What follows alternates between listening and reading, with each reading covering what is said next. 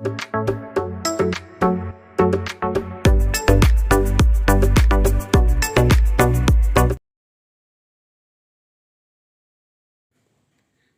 ഇന്ന് സെപ്റ്റംബർ 4 വ്യാഴാഴ്ചയാണ്. നമ്മുടെ ഈ ഡെയിലി മാർക്കറ്റ് ന്യൂസ് കാണുന്ന ഓരോ സുഹൃത്തുക്കൾക്കും സ്റ്റഡി നിഫ്റ്റി മലയാളം ടീമിൻ്റെ ഉത്രാട ദിനാശംസകൾ. ഇന്നത്തെ ഏറ്റവും വലിയ വാർത്ത എന്ന് പറയുന്നത് പുതിയ GST സ്ലാബുകൾ സെപ്റ്റംബർ 22 മുതൽ പ്രാബല്യത്തിൽ വരും.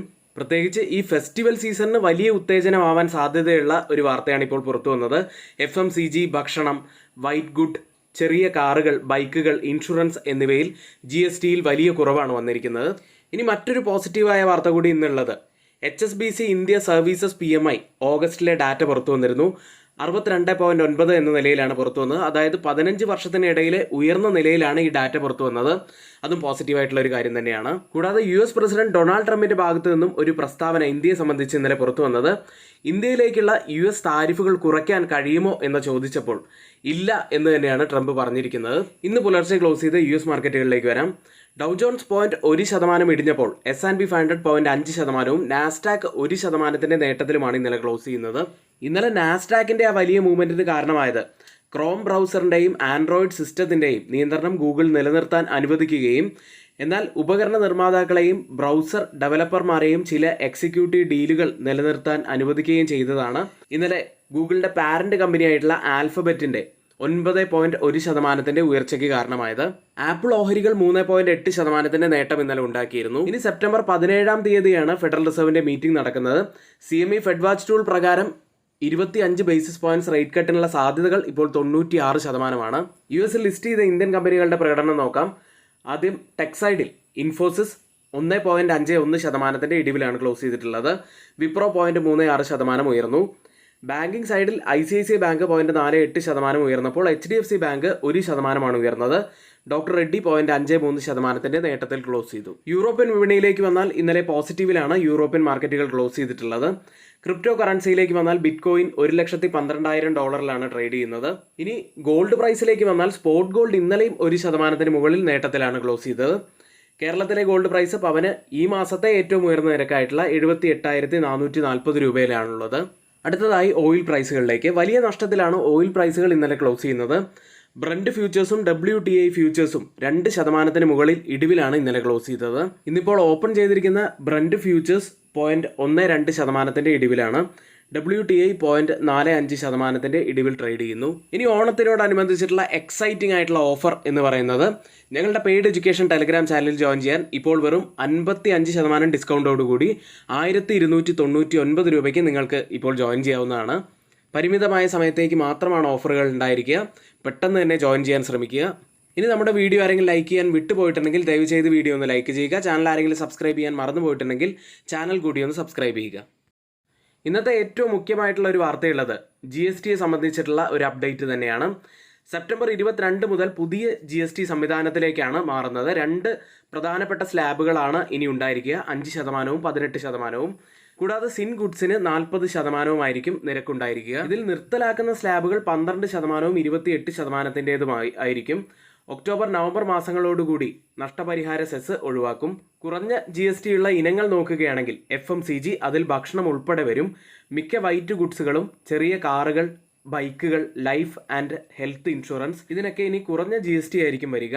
ഉയർന്ന GST ഉള്ള ഇനങ്ങൾ നോക്കുകയാണെങ്കിൽ വില കൂടിയ വസ്ത്രങ്ങൾ, കൽക്കരി, ഗെയിമിംഗ് തുടങ്ങിയവയായിരിക്കും. വരുമാന ആഘാതം നോക്കുകയാണെങ്കിൽ പ്രതിവർഷം 48,000 കോടിയായി കണക്കാക്കപ്പെടുന്നു. പക്ഷേ അനുസരണവും ഡിമാൻഡും ഇത് സന്തുലിതമാക്കുമെന്നാണ് സർക്കാർ പ്രതീക്ഷിക്കുന്നത്. പുതിയ സംവിധാനം അന്തിമമാക്കുന്നതുവരെ സിൻ ഗുഡ്സിന്, അതായത് പുകയില, പാനീയങ്ങൾ തുടങ്ങിയവയ്ക്ക് 28% തന്നെ സെസ് ആയിരിക്കും. ഏതായാലും ഇത് മാർക്കറ്റിനെ സംബന്ധിച്ച് പോസിറ്റീവായിട്ടുള്ള ഒരു വാർത്ത തന്നെയാണ്. പോസിറ്റീവായിട്ടുള്ള ഒരു റിയാക്ഷൻ നമുക്ക് മാർക്കറ്റിൽ ഉണ്ടാകുമോ എന്ന് കാത്തിരുന്ന് തന്നെ കാണാം. ഇന്നത്തെ പ്രധാനപ്പെട്ട കുറച്ച് സ്റ്റോക്ക് ന്യൂസുകളിലേക്കാണ്. ആദ്യം ആപ്റ്റസ് വാല്യൂ ഹൗസിംഗ് ഫിനാൻസ് എന്ന കമ്പനി. വെസ്റ്റ് ബ്രിഡ്ജ് ക്യാപിറ്റൽ കമ്പനിയിലെ 16.46% ഓഹരികൾ ഏകദേശം 2,600 കോടിക്ക് 316 രൂപ എന്ന നിലയ്ക്ക് കമ്പനി വിൽക്കാൻ പദ്ധതിയിടുന്നു. അടുത്ത BHEL എന്ന കമ്പനിയാണ്. 800 മെഗാവാട്ട് അനുപൂർ തെർമൽ പവർ പ്രൊജക്റ്റിനുള്ള ഉപകരണങ്ങൾ വിതരണം ചെയ്യുന്നതിനായി MB പവറിൽ നിന്ന് 2,600 കോടി രൂപയുടെ പുതിയ ഓർഡർ കമ്പനിക്ക് ലഭിച്ചിരിക്കുന്നു. അടുത്ത സ്വിഗ്ഗി എന്ന കമ്പനിയാണ്. പ്ലാറ്റ്ഫോം ഫീസ് ഓർഡറിന് 15 രൂപയായി ഉയർത്തിയിരിക്കുന്നു. 3 ആഴ്ചക്കിടയിലെ മൂന്നാമത്തെ വർധനമാണിത്. മറ്റൊരു കമ്പനി പ്രസ്റ്റീജ് എസ്റ്റേറ്റ്സ് ആണ്. സബ്സിഡറിക്ക് GST അധികൃതരിൽ നിന്ന് 160.82 കോടി രൂപയുടെ പിഴയും പലിശയും കൂടാതെ നികുതി ഡിമാൻഡ് നോട്ടീസ് ലഭിച്ചു. മറ്റൊരു കമ്പനി ഫോഴ്സ് മോട്ടോഴ്സ് ആണ്. 2025 ഓഗസ്റ്റിൽ വാഹന വിൽപ്പന 4.5% ഉയർന്ന് 2403 യൂണിറ്റിലെത്തി. ആഭ്യന്തര വിൽപ്പനയും വർദ്ധിച്ചിട്ടുണ്ട്. പക്ഷേ കയറ്റുമതി 26% കുറവ് വന്നിരിക്കുന്നു. അടുത്തത് പോളി മെഡിക്യൂർ എന്ന കമ്പനിയാണ്. പെൻഡ്രോകെയർ ഗ്രൂപ്പിൻ്റെ, അതായത് കാർഡിയോളജി കത്തീറ്റർ നിർമ്മാതാക്കളായിട്ടുള്ള കമ്പനിയുടെ 90% ഓഹരികൾ 18.3 മില്യൺ യൂറോയ്ക്ക് കമ്പനി വാങ്ങും. ശേഷിക്കുന്ന 10% ഓഹരി 2030 വാങ്ങും. ഇന്ന് നമ്മൾ ശ്രദ്ധിക്കേണ്ട പ്രധാനപ്പെട്ട കുറച്ച് സ്റ്റോക്ക് ന്യൂസുകളാണ് നമ്മളിവിടെ ഷെയർ ചെയ്തിരിക്കുന്നത്. ഇനി മറ്റൊരു കാര്യമുള്ളത്, ആർക്കെങ്കിലും സ്റ്റഡി നിഫ്റ്റി മലയാളത്തിൻ്റെ ബിഗിനേഴ്സിനായിട്ടുള്ള സ്റ്റോക്ക് മാർക്കറ്റിൻ്റെ ബേസിക് കോഴ്സിൽ ജോയിൻ ചെയ്യാൻ താല്പര്യമുണ്ടെങ്കിൽ തൊട്ടുമുകളിൽ നമ്മളിവിടെ ഒരു വാട്സപ്പ് നമ്പർ നൽകിയിട്ടുണ്ട്. ആ നമ്പറിൽ മെസ്സേജ് അയച്ച് ജോയിൻ ചെയ്യാവുന്നതാണ്. വെറും 1 മാസം മാത്രമാണ് കോഴ്സിൻ്റെ ഡ്യൂറേഷൻ വരുന്നത്. വീക്കിലി 2 മുതൽ 3 ക്ലാസ്സുകൾ വരെ ആയിരിക്കും ഉണ്ടായിരിക്കുക. Fundamental analysis, technical analysis, trading വ്യൂവിനെ കുറിച്ച് അങ്ങനെ ഒരുപാട് കാര്യങ്ങളിലൂടെയാണ് കോഴ്സ് കടന്നു പോകുന്നത്. ഡീറ്റെയിൽസ് അറിയണമെങ്കിൽ ഇപ്പോൾ തന്നെ വാട്സപ്പ് നമ്പറിൽ ഒന്ന് മെസ്സേജ് അയയ്ക്കുക. അടുത്തതായി FIDA ആക്ടിവിറ്റിയിലേക്കാണ്. FIs ഇന്നലെയും നെറ്റ് സെല്ലേഴ്സ് തന്നെയായിരുന്നു. ക്യാഷ് മാർക്കറ്റിൽ 1666 കോടി രൂപയ്ക്കാണ് ഇന്നലെ സെല്ല് ചെയ്തത്. DIs ആവട്ടെ 2495 കോടി രൂപയ്ക്ക് ബൈ ചെയ്തു. GST സ്ലാബിൽ വന്ന മാറ്റത്തിൻ്റെ ആ ഒരു പോസിറ്റിവിറ്റി നമുക്ക് ഇന്ത്യൻ വിപണിയിൽ ഇന്ന് കാണാൻ കഴിയുന്നുണ്ട്. 24,959 147 പോയിന്റ്സ് ഉയർന്നാണ് ഗിഫ്റ്റ് നിഫ്റ്റി ഇപ്പോൾ ട്രേഡ് ചെയ്യുന്നത്. ഇപ്പോൾ സമയം 7 മണിയാണ്.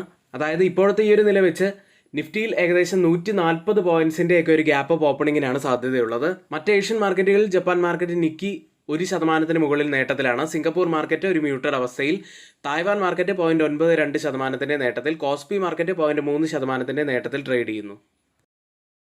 ഇന്നത്തെ നിഫ്റ്റിയെയും ബാങ്ക് നിഫ്റ്റിയെയും കുറിച്ചാണ് പറയുന്നത്. നിഫ്റ്റിയിലും ബാങ്ക് നിഫ്റ്റിയിലും ഇന്ന് ശ്രദ്ധിക്കേണ്ട പ്രധാനപ്പെട്ട കുറച്ച് കാര്യങ്ങളിലേക്ക്. 24,715 135 പോയിന്റ്സ് ഉയർന്നാണ് നിഫ്റ്റി ഇന്നലെ ക്ലോസ് ചെയ്യുന്നത്. ഇന്നലത്തെ നിഫ്റ്റിയെക്കുറിച്ച് പറയുകയാണെങ്കിൽ ഒരു ഗ്രീൻ ക്യാൻഡിൽ ക്ലോസിംഗ് വെച്ചിട്ടുണ്ട്. അത് പോസിറ്റീവായി തന്നെ കാണാം.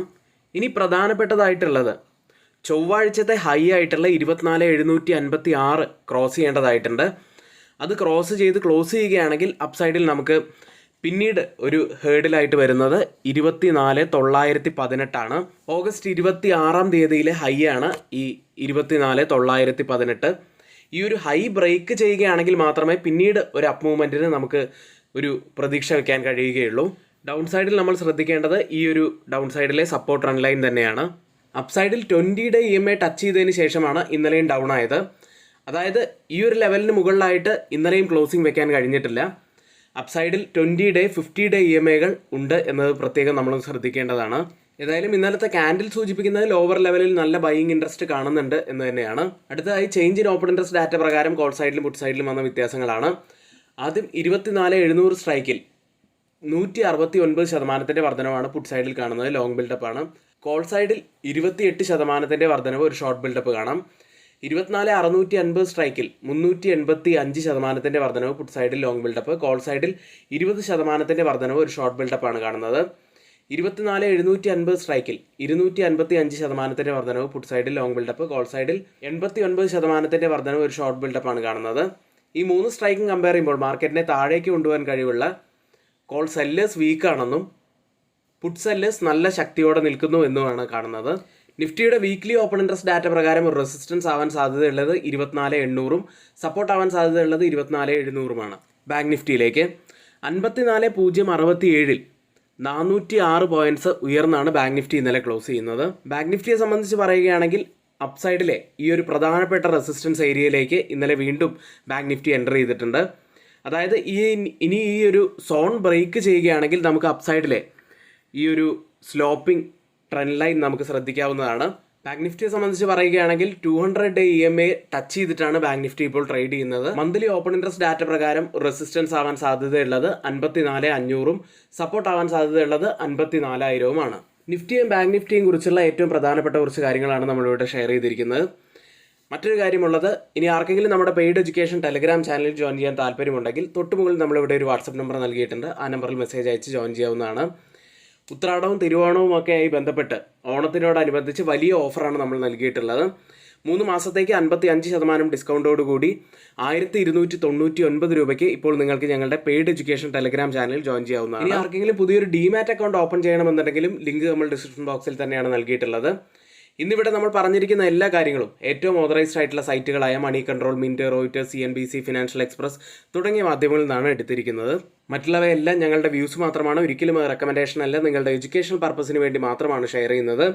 എങ്കിൽ ഇന്നത്തെ ഈ വീഡിയോ ഇവിടെ പൂർത്തിയാവുന്നു. ഏവർക്കും നന്ദി.